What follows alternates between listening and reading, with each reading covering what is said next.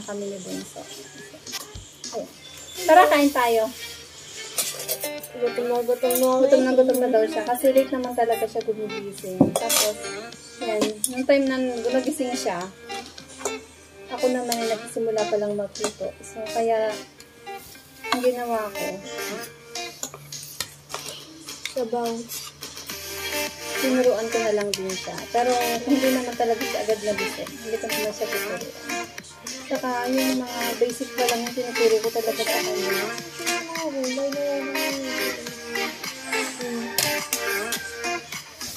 Wala na yung mga gulo. Yung aking pusa, hindi na mapakali. Hingi daw siya, hingi. Di ba kumain ka na? Ang pogi naman. Kain tayo, guys.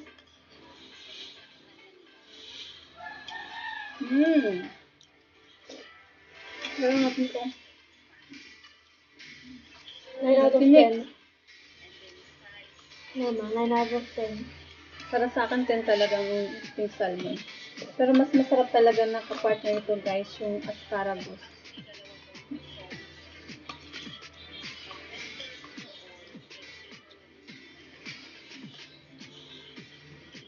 Tapos, syempre, kapag nagluluto kasi talaga ako, gusto ko talaga mayroon siyang toppings yung sa ibabaw. At least, diba, kapag mag-serve tayo sa mga mahal natin sa buhay, at least, ito lang nasasamid ako. At least, dapat attractive din sa kanila yan, kahit hindi masarap. Pero pag tinignan nila, mukhang masarap. Diba, pakain mo talaga sila. Tapos, guys, nag-aral pala ako ng commercial cooking sa TESDA noong 2009. Kasi nung time na yun, parang ulit-ulit lang lagi yung kinakain namin mag-asawa. So, naisipan ko, wala kasi akong ibang alam ibuto. So, naisipan ko, mag-enroll sa TESDA. Kasi diba doon, sa TESDA, talagang actual doon. Tapos, halimbawa, 7 days yung pasok, 5 days yung pasok mo, 4 days actual. Tapos, 1 day lang yung yung theory nila.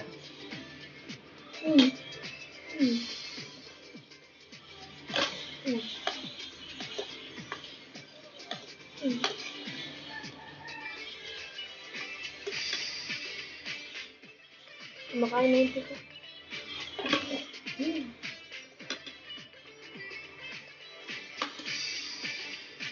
Niluluwa. Nanginginig si Milo ng pagkain. Binigyan ko ng sitaw, niluwa. Ano mo yung tito ko yamin? Hindi talaga sinakain ng sitaw. Yun, nahanap ko yung tito dakbak. Tapos yung aking aso na husky, mahilig talaga siya sa gulay. Pero si Coco at saka si Milo, hindi siya mahilig sa gulay.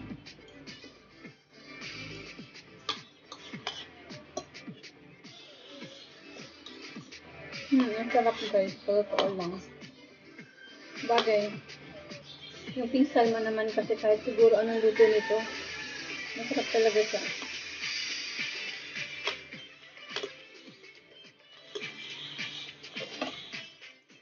Kain tayo. Kain tayo. Oh.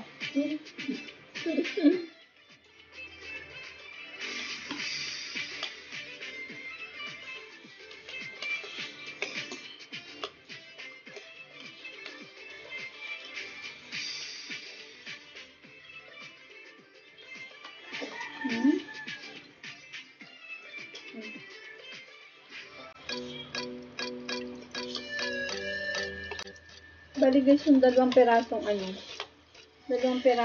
pink salmon. Enough na yun para sa mga katulad lang namin, yung mga tatlo lang kami. So, sapat na yun sa isang kain namin. Tapos, syempre, pinapakain din namin yung mga alaga namin halos. Kasi kami nakakapain sila ng ganitong ulam or ganitong isda. Nanginit ko sa puso ako. Sitaw. Diba? Kakain din pala si Milo ng sitaw pag sitaw lang.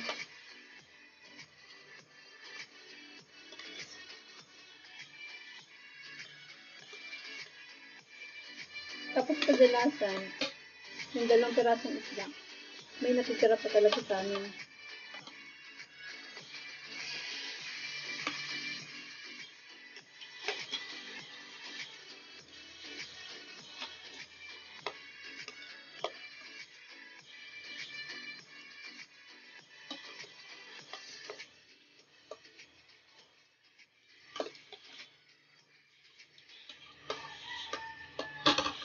Saan si Coco?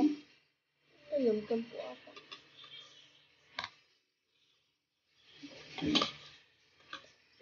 Tapos yung tinik nito guys, masyado siyang matigas. Pero konti lang naman yung tinik niya, kaya nang sobrang tigas talaga. Kaya, nakasinip na agad ako.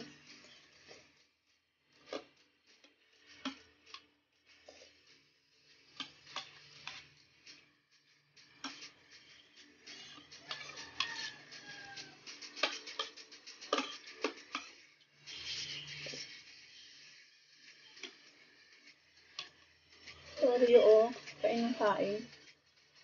Hanapin ko yung pasay ko ng balat.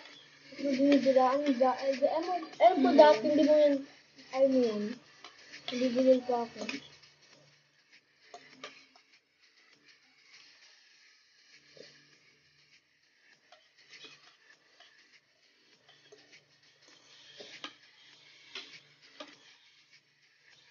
Aray ko, namamagot. Hindi ko eh. Para mamaya.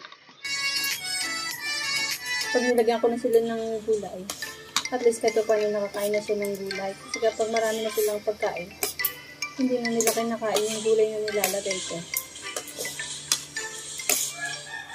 Kapag ganyan, pasubo-subo lang sila. Kinakain talaga nila yung gulay.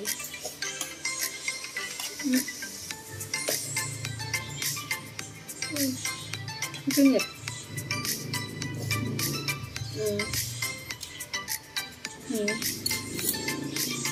Hindi ko gamit yung pinakuha mo.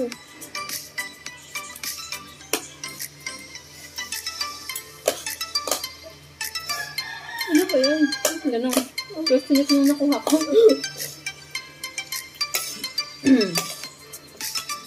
Natikman ni Milo yung isda at saka ni Titan. Lumipat na si Milo dito, oh. Pero gulay pa rin yung susubo ko sa kanila. Mamaya ako na sila bibigyan ng isda. Eh, yung mamalo, sarap.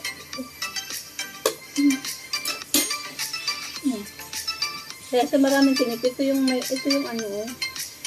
Yung matigas yung sa likod. Yung pala yung nakuha ko.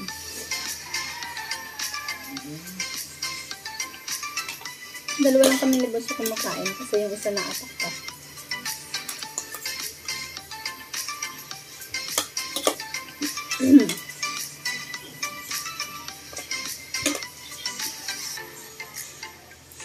Tapos minsan guys, ang binibili ko lang yung belly lang nito ng pink salmon. Mas mura yun ng konti. 300 lang yata ang kilo niya, 380, basta mga ganun. Compare dito, 750 ang kilo nito.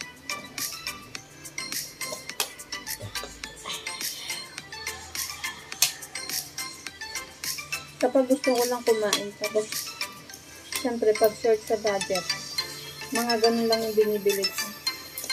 Sabi naman sa ulit, kinain na din yung unit.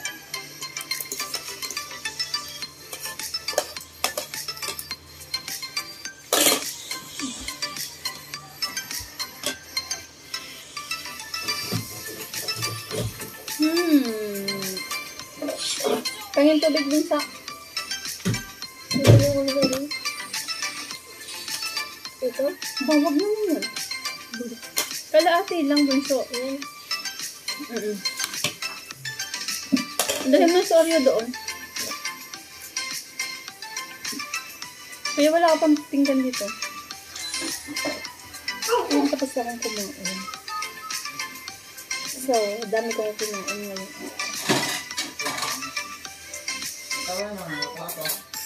Wala ng plato? Bakit? Taba, hindi ako nangangain ng plato. Yung nilalagay sa platong kumakain ko. Ginamit ko yung isang to, no, kuya. Yung pinaglagyan ko ng isda. 6 lang naman itong plato natin, eh. Tatatlo lang naman tayo, kaya sakto na yung 6. Pingin tubig bunso! At si Ming Ming, ang Wonder Pets. Tubig is... Akin na nga yung Sprite. Ako nakuha na din. Nasusukan na ako, eh. Nagawang tuwa yung pusa. Yung tasa? Wala lang yung pa doon eh. Wala na daw baso. Tasa na lang. Sige, magkakape ako. Pero Ano soft naman na lang, drink. measuring cup? Hoy! Buta, pwede mo kasi. Ang dami din. Eh? Kasali mo lang yung adyo. Ang dami pa nun. Tanggalin mo bunso pati yung ano.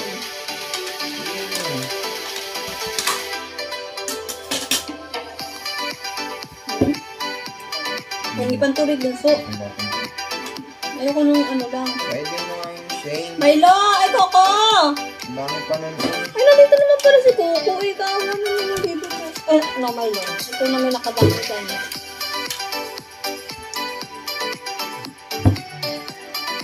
Ano?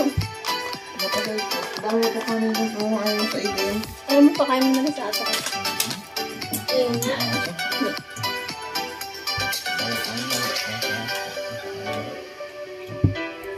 Ayan, inom tayo ng tubig.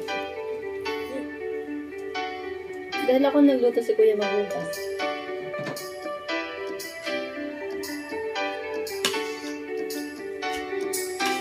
Dila. Kami ka pa nag-soft drinks. Tubig lang. Pangalawa, pero 10 sa baso.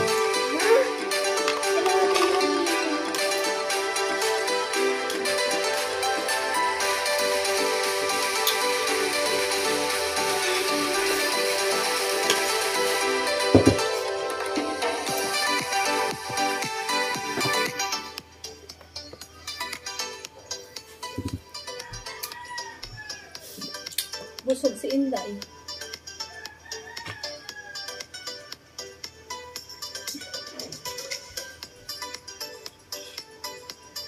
So, thank you for watching. Bye!